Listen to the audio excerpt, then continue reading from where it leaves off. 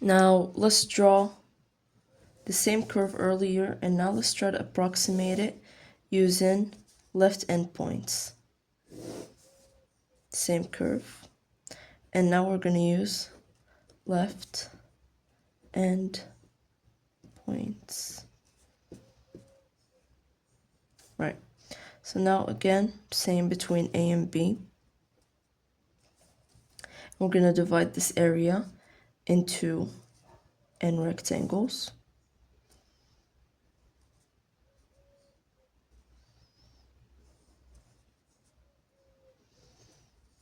And rectangles. This is going to be xn. This right here is going to be xn minus 1. This is going to be x0, x1, x2, x3, and then it keeps going until xn. Now we're going to use the left point to define the height. So we're going to use x0 to define the height of the first rectangle. We're going to take x0, project it onto the curve, and this will be the height of the first rectangle. So right here, it's going to be f of x0. And then we go to the right, draw a line, and connect it to the next x value, which is x1.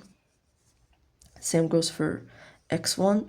It's going to be the one to define the height of the second rectangle and not x2. So same right here. And then same for the third rectangle. And also same for the nth rectangle, where x of n minus 1 is going to be the one to define the height of the nth rectangle and not xn.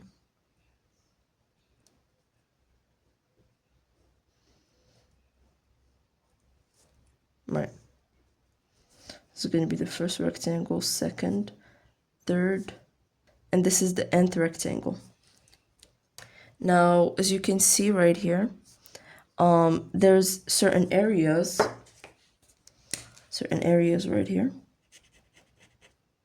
that normally should have been taken into consideration, that with this approximation we did not account for these certain areas. So in this case, this is going to be an under approximation.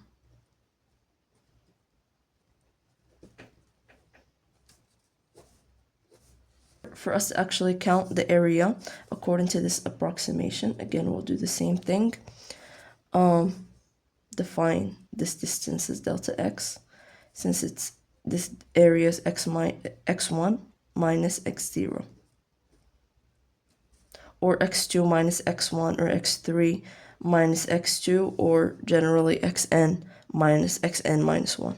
So let's start out with the area of the first rectangle, which is delta x, and we said the x value that defines the height of this rectangle is the x value to the left. So in this case, it's going to be x0 and not x1, right? So the height of this rectangle is f of x0.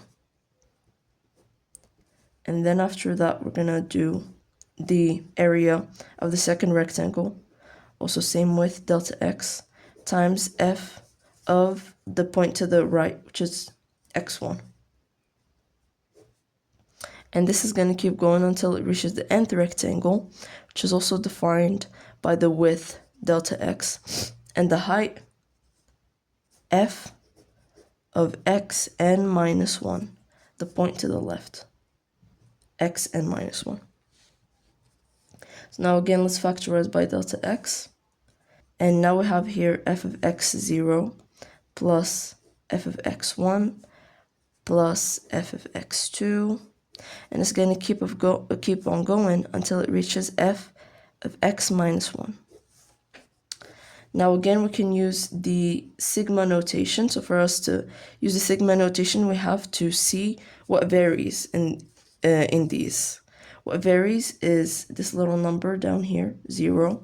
Here it became 1, here it became 2, and here it became n minus 1. So this is the variable. Again, let's call it k, right? Variable, the variable is k. And then what does it vary from? First value is 0. It starts out from 0 and it reaches n minus 1. And then here end value is n minus 1. So we're going to keep this in mind to use the sigma notation. So delta x times sigma of f of x, and here we're going to write the variable k, right?